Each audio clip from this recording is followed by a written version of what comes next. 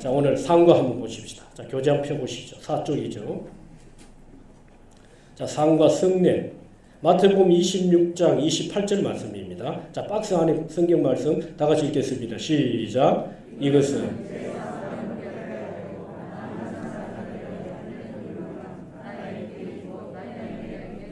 아멘. 자, 성례. 개신교에서 거룩한 예식인 성례는 세례와 성찬 두 가지밖에 없지요. 이 두 가지 예식은 예수님께서 우리에게 행하라고 명령하신 것입니다. 자, 구약에서는 언약 백성의 표로 할례를 받았습니다. 할례 받은 사람만 유월절 잔치에 참여할 수 있었습니다. 동시에 신약에서는 예수님이 구약을 성취하셨으므로 할례가 세례로 대치되었습니다.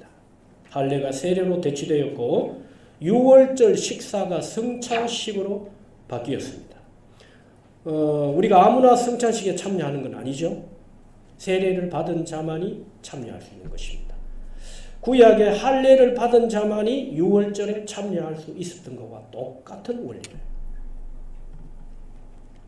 자, 할례가 언약 백성의 표징이었던 것처럼 세례가 새 언약 백성의 표입니다. 그래서 구약의 할례는 신약의 세례의 예표입니다.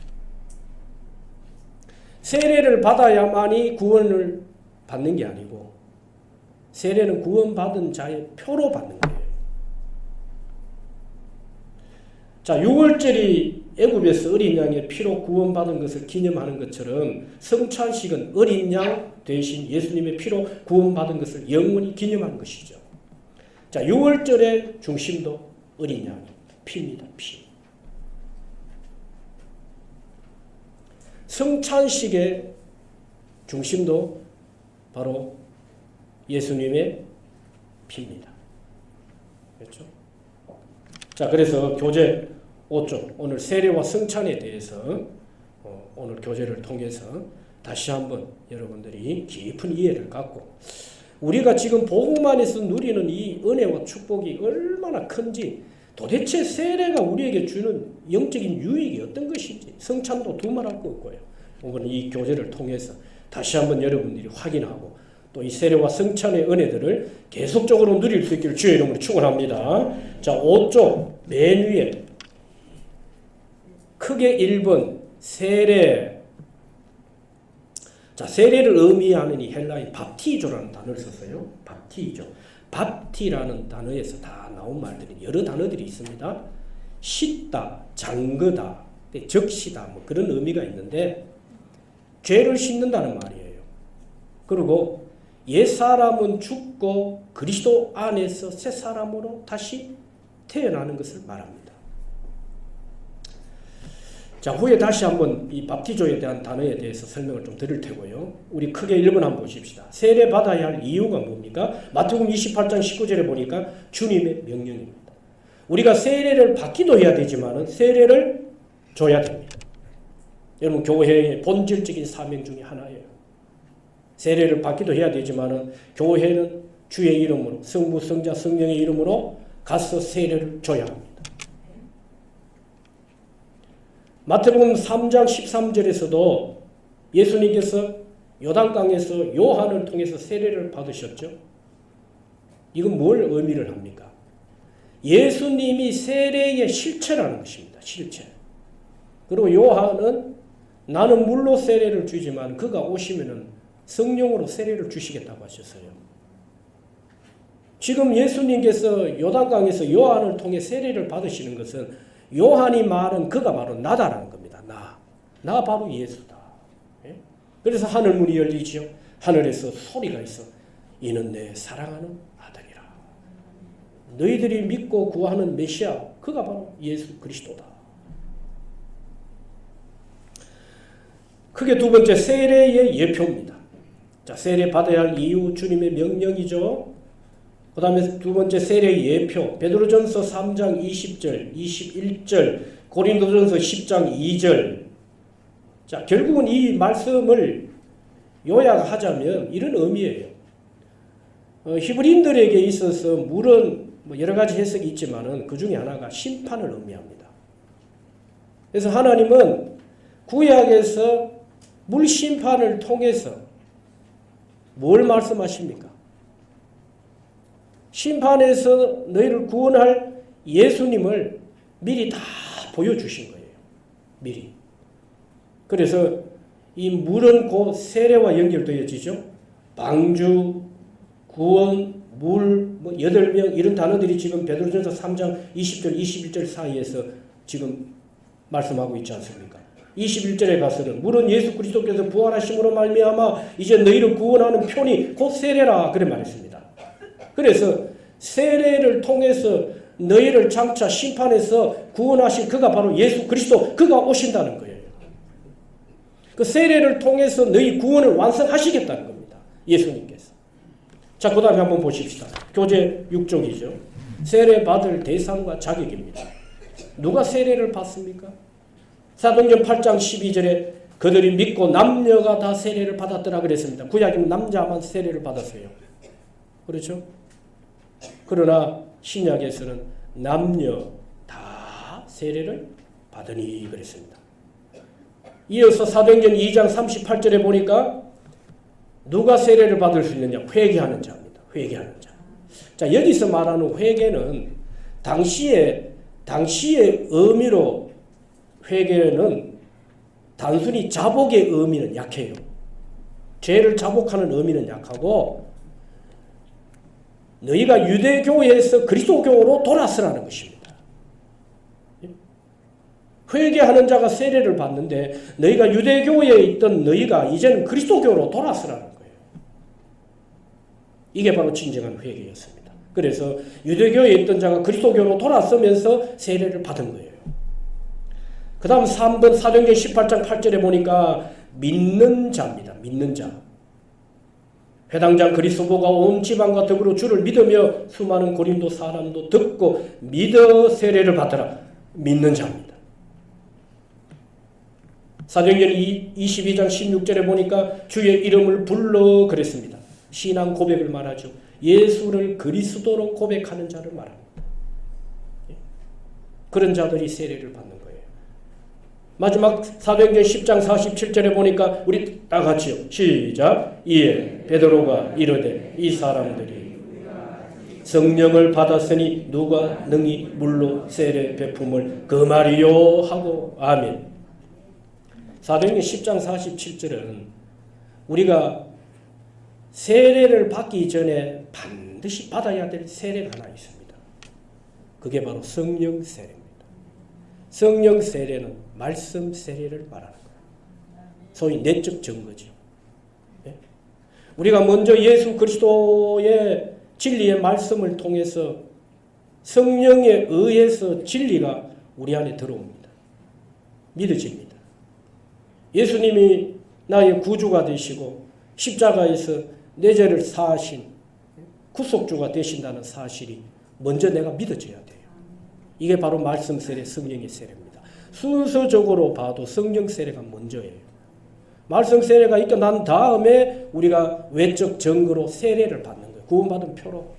너희 안에 진리가 있지 않느냐? 너희 안에 예수가 있지 않느냐? 그 증거로 세례를 받는 거예요. 그래서 세례를 통해서 그리스도를 구주로 고백합니다.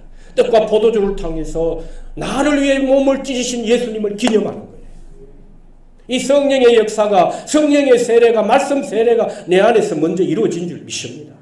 우리 모두가 세례자들입니다.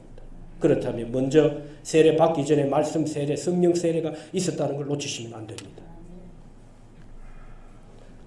크게 네 번째 한번 보십시오. 세례의 의미를 보세요. 이게 우리가 사실 복음 안에 들어온 다음에 구원받은 자들이 누리는 축복 아닙니까? 세례는 죄를 씻음 받았다는 표로 받습니다. 죄를 씻음 받았다는 표입니다. 여러분, 복음은 시간을 초월합니다. 시제를 초월합니다. 과거, 현재, 미래. 여러분, 하나님 떠난 죄를 용서받았으면 지금 앞으로도 우리 죄를 누가 사하실까요? 예수님이 우리 죄를 사하십니다. 어떤 죄는 용서하고 그때는 전에는 용서하시고 지금은 용서 안 하시고 이게 아니란 말이에요. 여러분 십자가에서 흘리신 이 보혈의 죄사함의 능력은 영원한 것입니다. 십자가의 사건은 단회적이었잖아요. 한 번이었지만 그 효력은 영원하다 그랬어요. 오늘도 저와 여러분들이 죄 때문에 망하지 않고 실패하지 않고 아주 미끄러지지 않는 이유가 뭘까요? 이유가 바로 이 사죄의 은총 때문입니다. 이 은총이 있기 때문에, 이 은혜가 있기 때문에 우리가 아주 망가지고 깨지고 미끄러지지 않는 거예요. 여러분 성령은요 이 은혜를 계속 우리에게 주시기를 원하시죠. 우리가 조금만 미끄러지고 연약해지고 우리가 시험에 빠지면요, 조금만 죄의 구디에 빠져 살면요, 성령님은 여지없이 우리에게 찾아오십니다. 뭐라고 말씀하십니까? 이 은혜를 주시길 원하세요. 이 은혜. 그래서 다시 회복시키시고, 할렐루야. 그 다음에 두 번째, 교제 7쪽입니다. 갈로 두 번째, 세례는 구원받았다는 표로 받는 것입니다. 구원받았다는 표로 받는 거예요. 갈로 세 번째, 세례는 하나님의 백성이 되었다는 표입니다. 내가 하나님의 자녀다. 거룩한 나라의 하나님의 백성, 천국의 백성이 되었다는 표로 세례를 받는 거예요. 여러분. 그리고 갈로 네 번째, 세례는 하나님의 소유라는 표입니다. 소유. 하나님의 것이 되었다는 거예요. 여러분, 오늘 우리의 존재도, 나라는 이 존재, 이것이 하나님의 소유이지만, 여러분, 오늘 우리가 주의 이름으로 활동하는 모든 것이 주의 소유입니다. 우리 영도 주의 것, 혼도 주의 것, 몸도 주의 것, 오늘 우리가 살아가면서 사는 삶의 활동의 모든 것들이 다 주의 것입니다. 이제 저와 여러분들이 하나님의 소유들이 됩니다. 하나님의 소유. 갈로 다섯 번째, 세례는 예수님과 연합하는 것입니다. 여러분, 우리가 세례를 통해서 지금 누리는 은혜가 얼마나 큰지 몰라요. 세례는 주님과 하나 되고 연합하는 것입니다. 그래서 로마서 6장 3절에 무릇 그리스도 예수와 합하여 세례를 받은 우리는, 여러분 오늘 우리가 예수님과 하나 되어 있고 연합되어 있습니다. 예수님과 하나 되고 연합되어 있다니까요. 여러분 믿습니까? 이 축복을 누리십시다. 저와 여러분들이. 갈로 여섯 번째, 세례는 몸된 교회에 가입하는 예식이죠. 그렇죠? 그래서 몸에 붙은 지체, 우리 교제 8쪽 한번 보세요. 세례는 그리스도의 몸에 가입하여 한 몸을 이루고 지체가 되는 것입니다. 그렇죠? 교회 공동체의 한 일원이 되는 거예요. 그래서 세례 교인들은 공동의회에 표를 할 수 있는 자격이 주어집니다. 권리가 있는 거죠. 그건 무슨 말입니까? 대구 세계로 교회 정식 교인이 되었다는 걸 말하는 중. 그래서 세례는 이게 교회와도 연결되어 있지만은 지체들과 성도와 성도들 간에 이어지는 연결, 영적인 고리들이에요. 신앙의 생명의 고리들이에요. 초대교회에서는 세례받은 자들이 유월절에 참여할 수 있다고 했습니다. 세례받은 자들이. 그리고 성찬식에 참여할 수 있었어요. 마찬가지입니다. 오늘도 교회 안에 세례받은 자들이 성찬식에 참여할 수 있죠. 이건 뭘 말해주는 겁니까? 오늘 우리가 하나, 주님과도 하나 되고 연합되었지만은 오늘 저와 여러분들이 하나 되었다는 걸 말해주는 거예요. 자, 일곱 번째, 세례는 예수님과 함께 죽고 함께 사는 것을 상징합니다. 여러분, 우리가 예수님과 함께 죽은 자들입니다. 죽었으면 이제 예수님과 함께 산 자들이 된 줄 믿습니다. 이게 구원의 신비예요. 구원의 신비.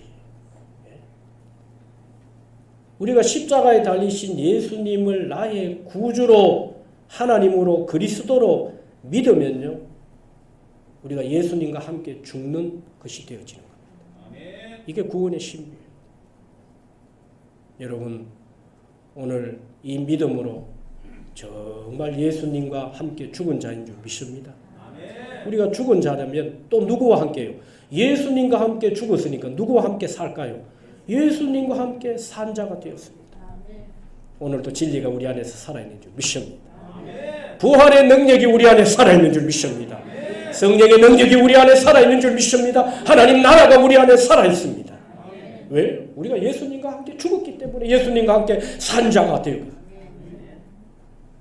다섯 번째, 세례의 시행을 보세요. 성경에서 보면 갈로 1번에 예수님을 믿는 사람에게 바로 세례를 베풀었죠. 적시로 베푸는 세례도 있었습니다. 그러나 오늘날 교회들이 이 세례가 너무 교회에서 남발이 되다 보니까 일정 기간의 교육기간을 뒀죠. 그래서 6개월 동안의 학습, 또 6개월이 지난 뒤에 세례. 그러나 성경은 믿는 자에게 적시로 세례를 베풀기도 했다는 겁니다. 그런 경우가 종종 있죠. 병상에서나 언제 가르치고 6개월이 지나면 적시로 세례를 베푸는 경우가 종종 있습니다. 예. 두 번째, 삼위 하나님의 이름으로 베풉니다. 세례가 너무 귀한 거예요. 여러분, 이거 우리 세례가 이거 아버지와 아들 성령의 이름으로 오늘 우리에게 주시는 세례입니다. 여러분, 우리를 세례가요, 이거 정말 우리가 엄중하게 세례의 은혜와 축복을 누려야 됩니다. 이게 사람이 주는 것도 아니고요. 하나님과 예수님과 성령의 이름으로 우리에게 세례를 주시는 거예요. 세례. 그 다음에 세 번째, 목회자가 세례를 베풀죠. 특수한 경우를 자꾸 일반화시키면 성경의 정통성을 잃어버리게 됩니다. 그러다 보면 오류에 빠지게 되어 있어요. 특수화된 상황을 일반화시켜서는 안 된다는 거예요. 자, 우리 크게 여섯 번째, 교재 9쪽이죠. 여섯 번째, 세례의 방식입니다. 자, 물을 뿌리는 거, 주술에 살수식 이렇게 표현을 하기도 하는데 물을 뿌리는 거. 그 다음에 갈로 두 번째, 물을 붓는 관수식이 있습니다. 갈로 세 번째는 물에 잠기는 것, 침수식이죠. 침수식. 교단마다 약간의 해석 차이는 좀 있습니다. 교단마다. 미국 교회 같은 경우에는요, 기록에 보니까 약 70%가 침수식을 합니다. 미국 교회는. 근데 우리 한국은 어떻습니까? 한국 개신교는 거의 60~70%가 주수례를 합니다. 주수례. 그렇죠? 물을 적셔서 뿌리거나 적셔서 손을 대거나 그렇죠? 이런 거죠. 이게 옳으냐 그렇냐의 문제를 두고 너무 힘을 뺄 필요는 없습니다. 제가 서두에서 말씀드렸죠. 세례라는 헬라의 밥티조라는 말은 의미는 어느 교단이든지 간에 침례나 장로교나 어느 교단이든지 간에 의미는 하나입니다. 다 이 의미는 하나로 다 그대로 수용하고 적용하고 있어요. 다만 세례를 주는 방식이 좀 다를 뿐이에요. 그런데 우리가 형식이나 방식의 문제를 가지고 이게 옳았냐 걸렸냐 구원이 있다 없다 하면 안 되죠. 그렇죠? 이왕이면 우리가 의미도 받아들이고 또 이런 침례, 침수식의 세례도 받아들이면 좋겠지요. 그렇죠? 그런데 이게 사실 개신교가 이 천주교가 이게 소위 이제 이 지금 개신교가 우리가 하고 있는 이 물 뿌리는 이게 좀 비스무리합니다. 하는데 어쨌든 제가 말씀드리고 싶은 것은 의미는 하나라는 거. 의미는 어느 교단인지 간에 의미는 하나. 죄를 씻는 것과 죽고 사는 것. 침수라는 말은 죽었다가 사는 것을 말하는 거거든요. 물에 푹 잠겼다가 다시 일어난다. 죽고 사는. 옛 사람은 죽고 그리스도 안에서 네가 새 사람으로 태어났다는 걸 말해. 그 의미는 같다. 자, 그 다음에 일곱 번째, 세례 받은 사람의 생활이죠. 갈로 1번에 죄를 씻음 받았으니 죄를 떠나서 거룩한 생활을 해야 되겠죠. 죄에 대해서는 죽은 자로 살아야 합니다. 우리가 죄에 대해서는 죽은 자로. 완전히 죽었다는 말이에요. 본질적으로는 이미 우리가 새로운 피조물이 된 이상은 죄에서 이미 죽은 자죠. 사실은. 그렇죠. 죽은 자인데 죽은 자로 살아야 되는데 우리가 죄가 살면 안 되겠죠. 그 다음에 갈로 두 번째, 세례는 예수님과 함께 죽고 예수님과 함께 사는 것입니다. 세례는 죽음과 부활의 상징으로 주님과 운명을 함께 하는 것입니다. 그러니까 죄에 대해서는 죽고 세례 받은 자는 이제 죄에 대해서 죽은 자로 살고 의에 대해 산 자로 살아야 한다는 겁니다. 의에 대해서. 여러분 오늘도 우리가 가는 곳마다 여러분들의 가정과 일터든 어디든지 간에 하나님은 의가 살아날 수 있길 주의 이름으로 축원합니다. 왜요? 우리가 의인이 되었기 때문에. 이게 오늘 새로운 신분, 새로운 삶의 방식이 바뀐 새로운 정체성, 피조물이 된 오늘 우리의 정체성이라니까. 여러분. 예? 할렐루야? 우리가 옛사람 그대로 어두움의 자식들이 아니라니까요. 복음 밖에 그리스도 밖에 있는 자가 아닙니다. 비록 우리가 이 땅에 발을 붙이고 연약해서 죄를 짓지만은 그럼에도 불구하고 오늘 우리의 정체성은 하나님이 우리로 새롭게 하신 이 은혜 가운데 저와 여러분들이 있는 줄 믿습니다. 이게 복음의 능력이에요. 이게 복음의 능력. 이게 은혜의 신비입니다. 갈로 세 번째, 세례는 주님께 복종을 서야 하는 겁니다. 세례 받을 때 우리가 주님 이제 주님 뜻대로 살겠습니다. 서야 하는 것과 같은 거예요. 자, 교재 우리 10쪽 한번 볼까요? 여호와를 사랑하라. 신명기 30장 8절 우리 다 같이요. 시작. 너는 돌아와 다시 여호와의 말씀을 청종하고 내가 오늘 내게 명령하는 그 모든 명령을 행할 것이라. 아멘. 주중에 어떤 우리 분과 상담을 좀 하면서 그런 말씀을 좀 나누었어요. 우리 모두에게 다 누구에게나 다 경험되어지는 사실이죠. 사실. 그렇죠? 때로는 믿음에 대해서 어떤 갈등들이 올 때가 있어요. 또 회의가 올 때가 있고 뭔가 새로운 역사가 열릴 것 같은데 뭔가 열릴 것 같으면서도 뭔가 희미한데 확연하게 보이지 않고 뭔가 열릴 것 같은데 뭔가 가림막이 있어요. 보이지 않게. 가림막이 쳐져 있는 것 같고 우리가 오래 믿었단 말이에요. 성경에 대한 지식이나 아는 것이 있단 말입니다. 그렇죠? 농축되어서 우리 안에서 지금 활동하는 말씀들이 있단 말이에요. 때로는 이 말씀이 살아서 운동력 있게 우리 삶에 때로는 적재적소의 필요에 따라서 그 말씀이 살아서 우리를 적용시킬 때가 있거든요. 그런데도 불구하고 때로 우리가 믿음의 어떤 갈등들 회의에 빠질 때가 있다. 그 왜 그럴까? 그러면서 그런 얘기들을 나누면서 한 가지. 결국은 믿음의 변곡점이 될 수 있는 그것이 뭐냐? 바로 믿는 만큼 우리가 어디서 주로 넘어지고 실패하느냐? 순종하는 일입니다. 여러분 잘 한번 추적해 보세요. 믿음이 있습니다. 한번 서로를 향해 말씀한 내 안에 믿음이 있습니다. 있지요. 믿음 없을 리가 있어. 믿음이 있습니다. 그런데 이 믿음이 빛을 발하지 못할 때 뭔가 역사가 자꾸 더디고 뭔가 새롭게 열릴 것 같은데 왜 그럴까요? 순종해야 될 때에 순종을 하지 않는 거예요. 이게 변곡점에서 우리가 뛰어넘어야 되는데 이게 새로운 변곡점이 되어가지고 새로운 역사를 여는 하나님의 기적과 역사가 되어야 되는데 우리가 여기서 미끄러져요. 여러분 오늘 저와 여러분들이 이 한 주간도 믿는 일에 승리할 수 있기를 주의 이름으로 축원합니다. 믿었으면 순종하는 일에 승리할 수 있기를 주의 이름으로 축원합니다. 세례는 이제 내가 세상의 방식을 살았던 이 방식을 포기하고 주님이 원하시는 대로 주님 말씀대로 살아가겠습니다. 서약과도 같은 거예요. 자, 그 다음에 네 번째 한번 보십시다. 세례는 육적 몸을 벗는 것이고 그리스도로 옷 입는 것이다. 그렇죠.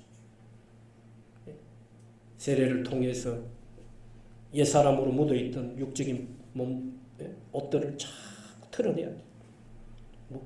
옷에 묻은 먼지 털어내듯이 자꾸 털고 벗어내고 새로운 것으로 자꾸 갈아입어야 돼. 새로운 것을. 여러분. 자, 오늘 여러분 형형색색의 옷들을 입으셨지만 오늘 여러분들이 하나님 앞에 나오실 때마다 또 세상으로 나아가 예수 믿는 자로 살 때마다 여러분 형형색색의 옷보다도 그리스도의 옷을 입은 자로 살아가는 줄 믿습니다. 자, 다섯 번째, 지상명령을 실천하는 성교의 사명을 가지고 살아야 되겠죠. 세례를 받는 이유는 서두에서 말씀드렸죠. 우리가 세례를 받기도 해야 되지만 주의 이름으로 세례를 주는 사명이 우리에게 있다는 걸 놓쳐서는 안 됩니다. 교회의 본질적인 사명이죠. 자, 그 다음에 두 번째, 성찬입니다. 성찬. 성찬식을 성만찬, 주의 만찬, 최후의 만찬이라고 하죠. 크게 읽은 성찬의 기원, 이 성찬은 예수님의 성만찬에서 시작이 된 겁니다. 십자가에 달리시기 전에 제자들과 함께 성만찬을 나누시잖아요. 만찬을 나누는데 성만찬. 왜? 예수님이 그 만찬의 주인공이 되셨다는 말이에요. 두 번째 성찬의 이유와 목적이 뭡니까? 구원을 기념하는 것입니다. 구원을 위한 것이 아닙니다. 예? 구원받기 위해서 세례받는 거 아니에요. 구원을 기념하고 전파하기 위해서 우리가 주님이 이 성만찬을 통해서 오늘 우리에게 성찬을 행하라고 하셨습니다. 그러니까 내가 받은 구원이 얼마나 귀한 것인지 십자가의 은혜 앞에 감사하고 그렇죠. 기뻐 감격하고 감동하고 여러분 날 구원하신 그 주님의 은혜를 우리가 기억하면서 이제 내 남은 생에 우리가 뭘 위해 살 것이냐, 누굴 위해 무엇 때문에 살 것이냐의 문제를 두고 이런 그 세례를 통해서 성찬을 통해서 자기의 사명을 고백하고 자, 그 다음에 성찬의 의미입니다. 갈로리 1분에 주님이 죽으신 살과 피를 떡과 포도주로 기념하는 것이죠. 자, 그래서 성찬의 이론들이 있는데 화채설이 있죠. 화채설. 실제로 떡과 포도주가 예수님의 살과 피로 변한다는 거죠. 주로 천주교가 이걸 화채설을 지키고 있죠. 그래서 쥐가 만약에 떡을 먹었다. 성찬에 사용하는 떡을 쥐가 먹었다. 그러면 그 쥐를 잡아먹습니다. 왜요? 주님의 살과 떡을 먹었기 때문에 그 쥐도 잡아먹어요. 자, 그 다음에 기념설이 있습니다. 주님의 죽으심을 기념적인 사건으로만 보는 거죠. 쩌빙글리가 이걸 주장했는데 그 다음에 이제 공제설이 있습니다. 공제설은 떡과 포도주에 예수님이 신체적으로 임재하신다는 말이에요. 그래서 우리 기독교는 개신교는 오늘 장로교 오늘 우리는 어떤 걸 취하는 영적 임재설 떡과 포도주에 주님이 영적으로 임재하신다. 이 칼빈주의사 그렇죠. 영적 임재설을 믿습니다. 떡과 포도주에 주님이 영적으로 임재하신다는 거예요. 그러니까 우리가 주님의 떡을 먹고 잔을 마실 때에 여러분 우리가 정말 주님이 나를 위해 십자가에서 찢어진 것처럼 그것이 나의 구원의 사건으로 받아들이고 믿고 수용하고 감사해야 되는 것입니다. 그 다음에 교재 12쪽입니다. 성찬에 참여자, 세례받은 사람이 참여하지요. 성찬은 세례받은 사람의 음식으로 예수 믿고 세례받은 사람이 참여합니다. 마가복음 14장 23절에서도 또 잔을 가지사 감사 기도하시고 그들에게 주시니 다 이를 마시매 그랬습니다. 그러니까 성도들도 다 세례받은 자들은 다 참여하는 것이죠. 그러나 참여하지 못하는 자가 있는데 양심의 가책이 될 만한 죄를 지은 사람은 참여하지 말아야죠. 교회 안에서 치리를 당하거나 수찬 정지를 받은 사람들 그런 사람들은 해벌이 되는 벌에서 노임을 받을 때에 비로소 성찬에 참여할 수가 있다. 그 외에도 죄로 인해서 양심의 가책이 될 때는 성찬에 참여하지 않는 것이 자신에게 유익이 된다. 그렇게 말했습니다. 자, 크게 다섯 번째 성찬의 시기와 장소입니다. 고린도전서 11장 18절에 보니까 먼저 너희가 교회에 모일 때에 그랬습니다. 주일에 공동체로 모일 때 예배의 한 부분으로서 성찬을 행했습니다. 그러니까 주일을 중심으로 주일 예배를 중심으로 성찬을 드렸다는 거예요. 그렇다고 해서 우리가 주중에 세례를 베풀어야 될 상황이 있는데 주일까지 기다리십시오. 그렇게는 할 수 없죠. 그렇죠? 그러나 성경의 원리는 주일을 중심으로 예배 때의 성찬을 나눴다는 겁니다. 자, 그 다음에 여섯 번째 성찬의 의의죠. 세례도 의의가 있듯이 성찬도 의의가 있습니다. 이게 여러분 우리가 세례와 성찬을 통해서 누리는 은혜와 축복들이에요. 갈로 이번에 성찬식은 주님과 교제하며 성도와 하나 되는 것입니다. 주님과 하나 되고 연합되었지만 성도들도 하나 서로 연합하고 그래서 하나와 연합은 하나님의 뜻입니다. 우리가 주님과 하나 되고 연합하듯이 성도들 간에도 하나 되고 연합하는 것이 하나님의 뜻이라는 거예요. 여러분 하나됨을 이룰 수 있길 바랍니다. 성령의 하나됨을 힘써 지켜낼 수 있길 바랍니다. 우리가 주의 나라를 위해 잘 연합해야 됩니다. 잘 나라 세우고 하나님 나라와 을을 세우는 일에, 이 일을 행하는 일에 잘 연합해야 돼요. 잘 연합 공동체, 하나된 공동체에서 여러분들이 벗어나면 안 돼요. 갈로 두 번째, 성찬식은 구속을 기념하는 것이죠. 세례도 마찬가지입니다만 성찬식도 구속을 기념하는 구속. 몸과 잔을, 떡과 잔을 통해서 나를 향하신 구원, 나를 구속하신 그 하나님의 은혜를 기억하는 것입니다. 그 다음에 세 번째, 성만찬은 새 언약을 기리는 예식이죠. 마태복음 26장 28절 읽은 본문이죠. 이것은 죄사함을 얻게 하려고 많은 사람을 위하여 흘리는 바 나의 피, 그냥 피가 아니라 뭐라고요? 언약의 피입니다.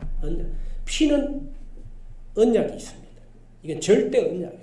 수시로 바뀌는 언약, 상황 따라 무효되는 그런 약속이 아니에요. 여러분 성경의 역사는 피가 중심입니다. 창세기에 하나님을 떠났던 아담과 하와에게 하나님이 짐승을 잡아 가죽 옷을 입히셨어요. 옷이 있기 전에 짐승의 피가 있었어요. 여러분 창세기 3장 15절 원시복음이라고 하죠.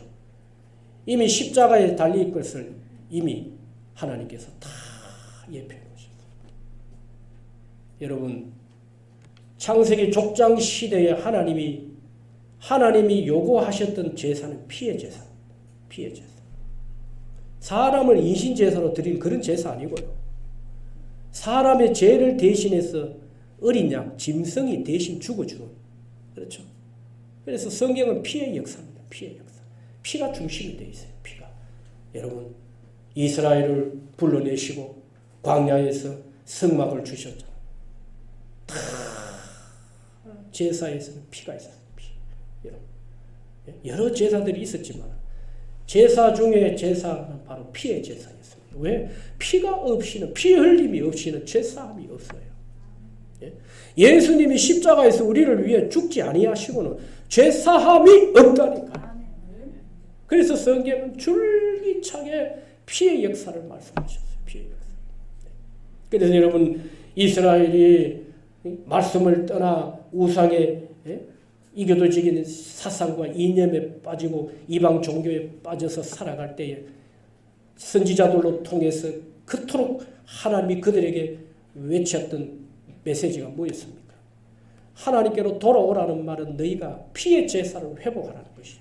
망가지고 깨어지고 인생이 도무지 하나님 떠난 이 죄 문제는 해결할 방법이 없는데 그가 오셔야 된다는 것입니다. 십자가에 달리신 피가 아니면 피의 십자가에 설리신 피가 아니면 너희에게 생명이 없다는 것입니다. 속함이 없다는 것입니다. 여러분 그래서 그들이 돌아오면서 먼저 회복해야 되는 게 바로 제사 예배였습니다. 예수님이 중심이 된 예배를 회복하기를 그렇게도 원하셨던 거예요. 여러분 예수님이 오시기 전에 신구약에 400년 중간사가 있지 않습니까? 말씀하신 대로 그가 오셨어요. 그가 오셔서 뭐라고 하면 내가 죽을 것을 말씀하셨어요. 죽어야 우리가 사는 거예요. 할렐루야. 우리를 위해 죽어주신 그로 말미암아 오늘 저와 여러분들이 구원의 반열에 의인의 반열에 예수님이 선두에서 기준이 되셔서 우리가 예수님 바라보면서 의인의 반열에서 그 예수님을 따라가고 있는 줄 믿습니다. 우리가 가는 길은 천국 길인 줄 믿습니다. 제사함의 길인 줄 믿습니다. 영 앞에서 넘어지고 죄짓고 망가지고 깨어지더라도 오늘 주님이 우리를 위해 몸을 찢으시고 우리를 위해 흘리신 피가 우리를 모든 죄에서 깨끗게 하시는 줄 믿습니다. 오늘 우리가 이 믿음의 길을 저와 여러분들이 가고 있는 거예요. 갈로 네 번째 성찬식은 오실 때까지 주님 오실 때까지 그리스도의 죽으심을 전파하는 것이죠. 전도와 선교는 교회의 사명이기도 하지만 오늘 예수 믿은 저와 여러분 부르심을 받은 저와 여러분들의 사명이라는 걸 놓치시면 안 됩니다. 다섯 번째 성찬식은 하나님 나라에서의 잔치를 바라보는 것입니다. 성찬을 통해서 장차 우리가 떡과 포도주 이 잔을 통해서 지금 생명의 기쁨을 맛보고 있잖아요.